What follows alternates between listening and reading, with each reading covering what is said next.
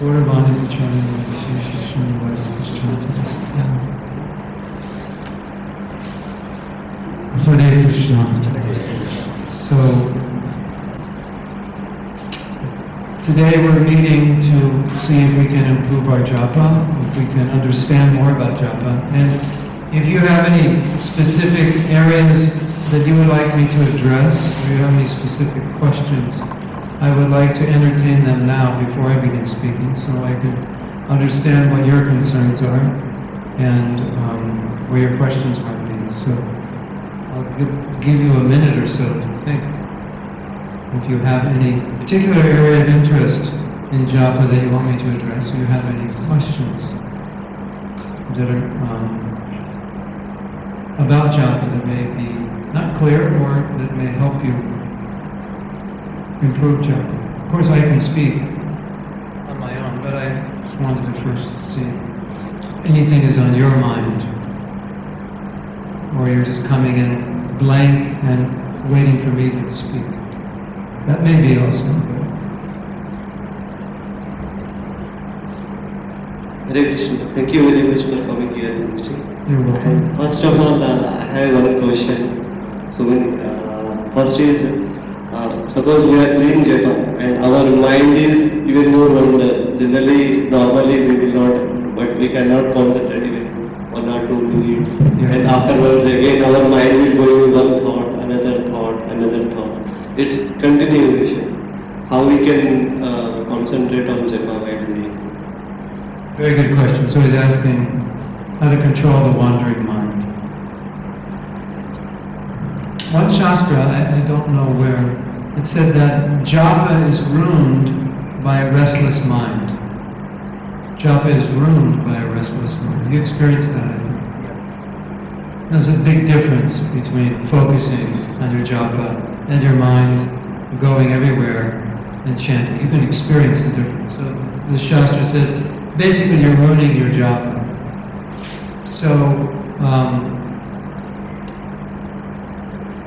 one of the reasons it happens, of course, is because we're not used to focusing. We're not used to focusing on one set of 32 syllables for 2 hours. We have no experience with that. You may focus on your studies, right? You're not focusing, it's not like you're reading the same sentence for 2 hours and focusing on it. That would be difficult. You could read for 2 hours and focus, but 2 hours the same sentence. That would be difficult, right? What to speak of focus on a candle? Just focus your mind on a candle. Don't think of anything else. It's not normal. The only thing that's normal in terms of focus is if you're attracted to something. Then you can focus on it. If something's very attractive, it's easy to focus on. Right? Just like young boys, it's easy for them to focus on young girls. They did some research, I don't know if this is true in India, but in America. Did some research, I forget the details, but the young boy, every so many seconds thinks of girls. He can't, his mind doesn't go very long without thinking of girls. It's just because, for a young boy, girls are so attractive. It's probably the same for young girls, unmarried girls. So naturally, if you're attracted to something, you think of it. So when one is advanced in Krishna consciousness, it's not difficult to hear the mantra. Because they're attractive, right? It would be only natural to be thinking of that. So there are different ways to deal with this. And one interesting way is just to ask ourselves, why am I thinking about what I'm thinking about? Because you will notice most of what you're thinking about when you chant japa is not that important. If it's an emergency or something, usually you'll just stop chanting and deal with it. But most of it it's not that important. It's not that you couldn't think of it later. You have to think of it now, right? So then we have to ask ourselves, why are we thinking of other things? Well, one reason is that's just the way the mind works. We do that all day. Right? You think of things all day. So when you start chanting japa, you keep doing the same thing that you always do. You have to you actually have to make an effort and kind of enter a space which is called japa. Like if you go to a library, when you go into a library, you're studying. So when you walk, as soon as you walk in the library, there's an atmosphere there. And they don't, I don't know about in India, but in America, you're not allowed to talk in a library. You have to be silent because people are studying. So when you walk in the library, it's an atmosphere which is conducive to study. Do they have that same? Do they have the same? Do they have the same thing here in India? When you go to the library, you have to be silent. So what you'll do is you'll get the recording from here and you'll edit it and sync it up to there, and then it'll be better soon. So as soon as you walk into a library, why do you go to a library? Because you're thinking, if I study in my room, I'll get distracted, things are going on in the house, this and that. My mother will ask me to do something. So I go to the library, there's no distraction. So many of us, when we sit down to chant japa, we don't go into the so-called japa library. We kind of are in the same consciousness we're always in, which is, and especially nowadays more than ever, because of mobile technology, we're multitasking. We're doing a lot of things, right? Because our phones do everything. So it creates. These phones are actually, as far as I can tell, products of the mode of passion, because they put us into passion. Is it? I'm hearing something. Are you recording or playing something?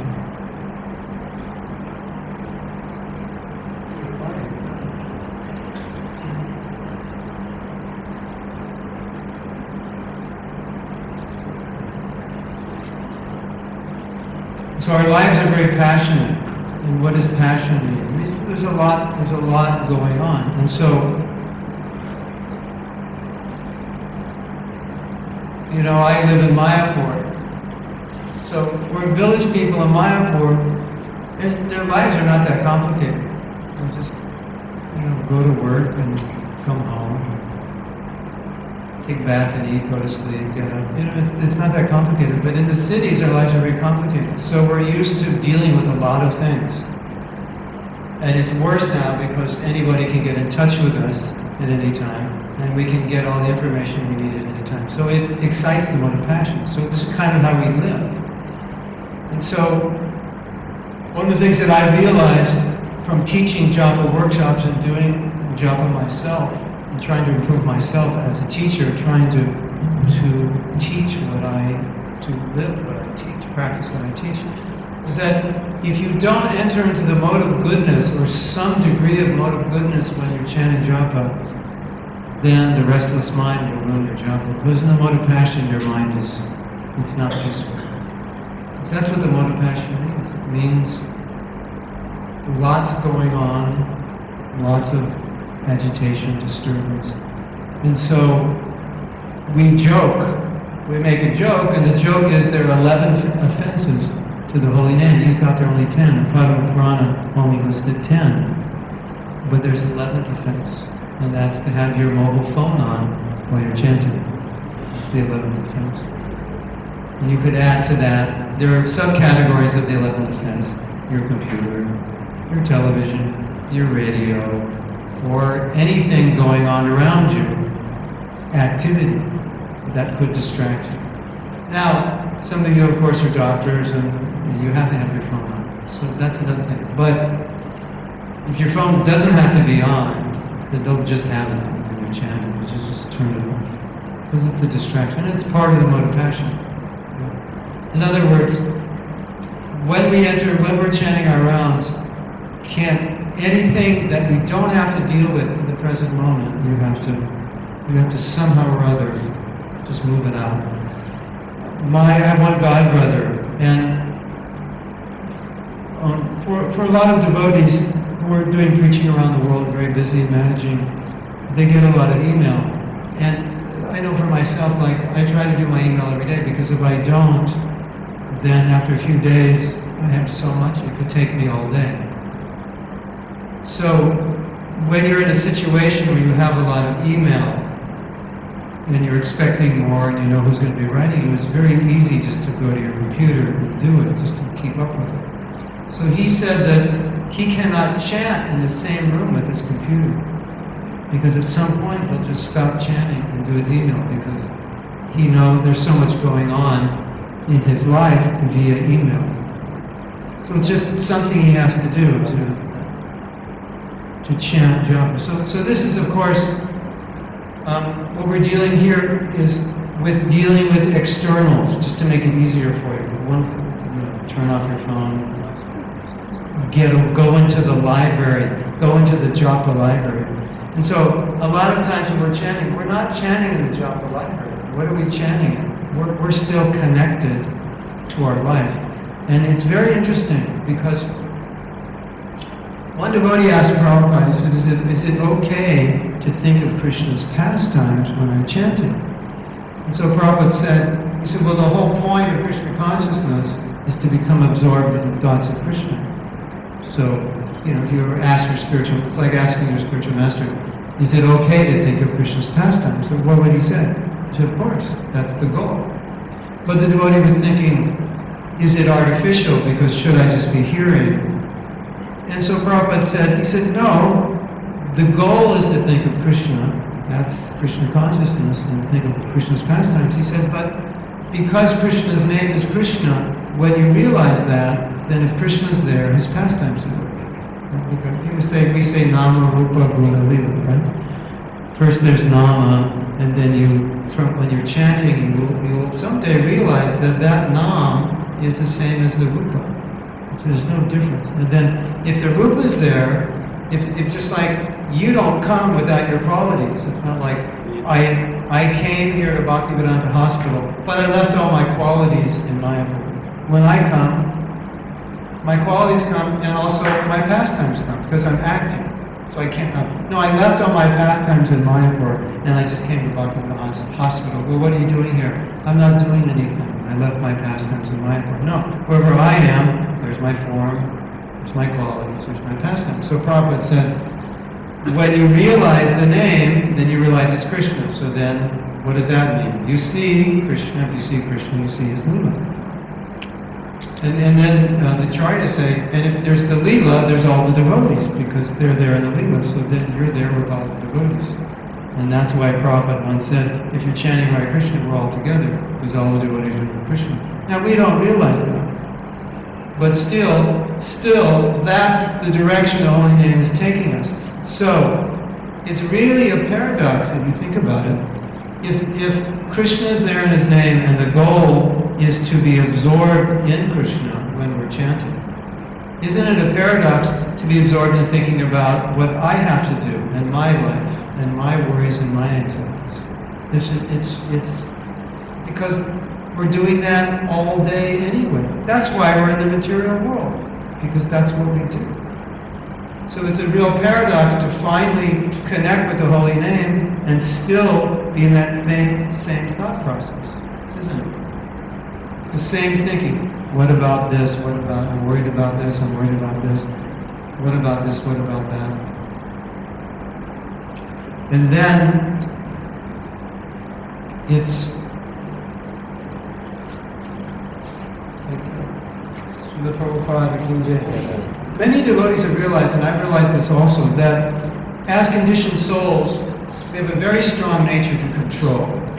And so a lot of the thoughts we have when we're chanting japa are just about trying to control our day and control things. We're worried. And so when you worry, you tend to plan how to control things. Okay, at 10 o'clock I have to do this, but I'll ask this person to do this, and I want this to work out. And you're kind of manipulating everything, how it's going to work out in your mind. Because that's conditioned souls want to control things. And so some devotees have realized that the distracting thoughts that go on when they're thinking about their day are kind of worries about how things will work out. And as a conditioned soul, we tend to worry, right, about how things will work out. And I can imagine if you're a doctor or you're in a hospital or nurse and you're dealing with patients who are critically ill, it's probably a lot to worry about. It's probably even more of a challenge not to worry. But somehow or other, what you see, it's like if you're learning something and you're not doing it right. Let's say, I'll give medical examples. I don't know if it's a good idea, because I don't have a lot of experience. But I would imagine if you're learning how to do a procedure, and then you're in medical school and you're doing it on what? You're doing it on an animal, or you're doing it on a dead body or something.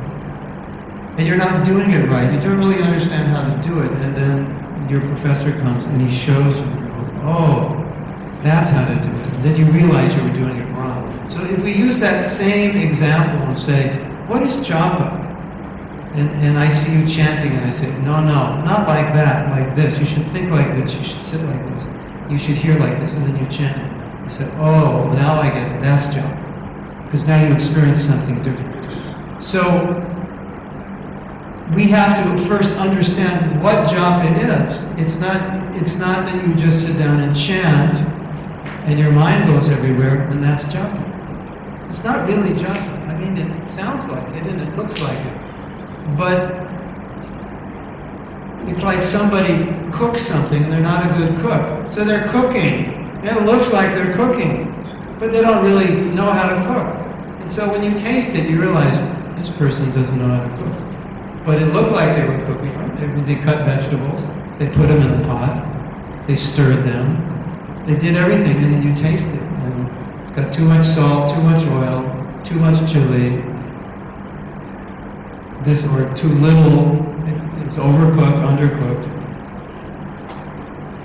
But they were cooking, so it's a lot like that with japa. We're chanting, but what is japa? So I would say a good definition for us, which addresses this problem that your question is asking, is that japa is an absorption in hearing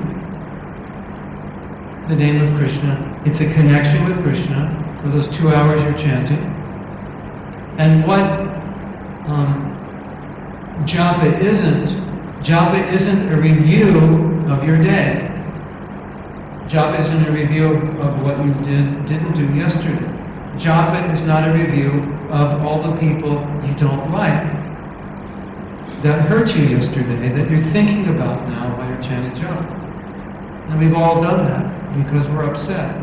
What happens when we get upset? It carries often into our japa because we're disturbed. Could be by another person. It could be by the fact that we found out there's something wrong with us physically, or we incurred a debt and we can't pay it. This is something to disturb us. So it's very easy to be absorbed in things which disturb us. And so now we're chanting japa, but we're more absorbed in what's disturbing us than in Krishna's name. And then we get this amazing paradox where we're chanting the name of Krishna, but we're not thinking of Krishna. We're thinking about ourselves and our life, and what's wrong with our life, or the problems we have to deal with, the things we have to do. You know, you read a book and you don't concentrate, and then someone says, what did you read? And you can't tell them. So, a restless mind ruins japa, a restless mind ruins study also, doesn't it? And I was restless, I read the book, but I didn't pay attention. What's the point of reading the book? Well, because my teacher told me to read the book. That was my assignment. That wasn't the assignment, was to absorb what's in the book. The assignment was just to read the words in the book, right? So, I chant 16 rounds a day. That's not really the assignment. That's not really the vow, is to chant 16 rounds a day. Not any more than it is to read the book and not remember or assimilate one word. So it's important to understand japa, when we're chanting japa, it's not, we think, so many devotees think, the goal of japa is 16 rounds. That's a huge mistake. I'm not saying if you've taken a vow to chant 16, you don't chant. But that in and of itself is not the goal. Just as the goal is not to read the book and not assimilate, or the goal is not to cook a meal that nobody can eat. It has, I cook for my family, but nobody eats because it doesn't taste good. So japa is meant to nourish our spiritual life, but there's quality there. So we make a mistake and think, well, I'm chanting 16 rounds, so everything's okay. But are you really chanting 16 rounds? That's another question. Because Bhaktivinoda Thakur said something, and Srila Bhaktisiddhanta also said many things in this regard, which is a very, very powerful point, a powerful meditation for us in trying to understand what is japa, or asking ourselves the question, am I really chanting japa? Like, so you're in medical school and you're doing this experiment, doing some surgery, whatever, and you have to ask yourself, am I actually doing this right? Because if I'm not doing it right, and I do this on a real person, it's not going to be good. Am I doing the right person? You always want to know, is this the right way, right? Or you're learning to drive, am I doing anything right? I'm learning the software, am I using the program correctly? So we want to ask ourselves the question, am I chanting japa properly? Is there a right way, is there a wrong way? Definitely there is a wrong way. We're very good at the wrong way. We don't have to try to do it the wrong way. It's definitely a wrong way. The wrong way is the way we naturally do it. It's just, you just start chanting. Most people will do it the wrong way. You have to actually try to do it the right way. The wrong way it comes. The mind is distracted. Right? It's just natural. You'll get distracted. If you're not distracted for the first 4 rounds, you'll get distracted somewhere. Until we have a taste, ruchi, we'll get distracted.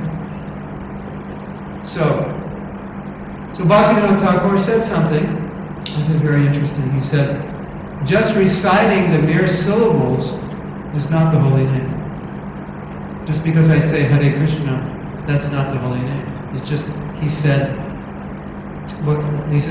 just reciting the alphabets. K-R-S-N-A. H-A-R-E-K-R-S-N-A. I recite that, Hare Krishna. He said, merely reciting the syllables is not the name. So how do we understand that? That Krishna was non-different from his name. So this is kind of interesting. I'm chanting my 60 rounds, Krishna's non-different from his name, so there must be some benefit. And now Bhaktivinoda Thakur is saying, just merely reciting the syllables is not Krishna's name. And then Bhaktisiddhanta said, merely reciting the syllables without bhakti is a mayak. He used the word mayak. It's an English adoption of a Sanskrit word maya. So he called it mayak. It's a mayak sound. So how do we understand this? Krishna, Hare Krishna, that's a sound of maya. He said, no, but Krishna's name is the same. Well, one of the easiest ways to understand it is when you look at bhakti, right? You're cooking. Any village lady who has cows will boil the milk after they milk the cows, right? Does Mother Yasoda boil the milk? She does exactly the same thing. Or we should say the other way around. The lady in the village of Mayapur, after she milks her cows, does the same thing that Mother Yasoda does. Does Mother Yasoda cook for Krishna? Does Radharani cook for Krishna? Yes. How do you cook? Do you need a pot? Do you need fire? Do you need a utensil? Do you need vegetables? Do you need spices? Yeah. Do you think when Mother Yasoda cooks, she has vegetables? She has spices? She has ghee? Yes. She has a pot. The milk boiled over the pot. In the Dhammadoli, there was a pot, there was milk, there was a fire. So what's the difference between the village lady boiling her milk or the village lady cooking and Mother Yasoda cooking? What's the difference? Everything looks, they're doing exactly the same thing. They have a pot, they have a spoon, they have spice, they have vegetable, they cut them, they turn the stove on or they burn the wood. What is the difference? What is the one difference? Consciousness. Everything else is exactly the same. Right? We call it the mechanics. The mechanics is exactly the same. Exactly. There's only one thing different. Consciousness. I just found out something very interesting. That there is a month of one of the Sankaracharya's months, the Mayavad months. There's one month that their sadhana is 5 or 6 hours a day of kirtan. Did you know that? 1 month. And these are Mayavadis. It's not some special month where they deviated and now they're into bhakti. They're only into bhakti so that they can become one with Krishna. So they do kirtan. Can you imagine that? You go to a Mayavad ashram, they're doing kirtan. What's the difference between their chanting and the chanting of the devotees in the Hare Krishna movement? What's the one difference? They are not doing it to please Krishna. They're not doing it to please Krishna. They're doing it to become Krishna. Otherwise, it's exactly the same thing. Right? So, the element that we're dealing with in all our activities, be it chanting or any activity, is the element of devotion, bhakti. That's the element. That's what makes it different. So you can chant 16 rounds or 32 or 64 every day. Bhaktivinoda Thakur said, you could chant 1 lakh of rounds, that's like 58 rounds, every day, and not get any Krishna consciousness. It's possible. So it's not in the physical action of chanting. That's not where it takes place. This is Bhaktivinoda said, it's just a sound. It's not just a sound. It takes place in consciousness. So I'm going to read you something.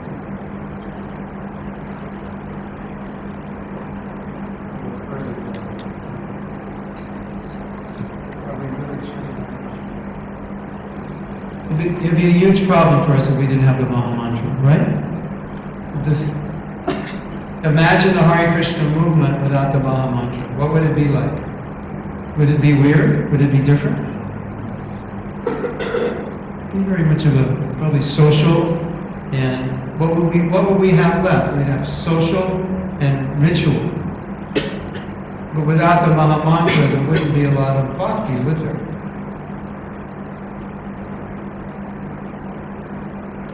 We must ask ourselves a question. Are we really chanting the Maha Mantra? You chanted your rounds this morning. Were you really chanting the Maha Mantra? We have to ask ourselves, was I really chanting the Maha Mantra, or was I just thinking about what I'm going to do today, or whatever my anxieties were that I was chanting, meditating on while I was chanting?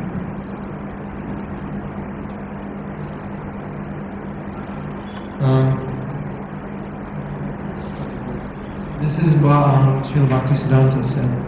This is very heavy, because we don't usually hear this from Prabhupada. So I want to explain it, so you don't think it's contradictory. This is Bhaktisiddhanta. The mere physical sound is not the holy name of Krishna. Repeating only the syllables of the holy name is called Mayak sound. It has no spiritual essence. The life of the name is absent in offensive chanting. The most important thing in chanting the holy name is the spiritual realization, and then I added the proper attitude as a definition of what he meant by spiritual realization.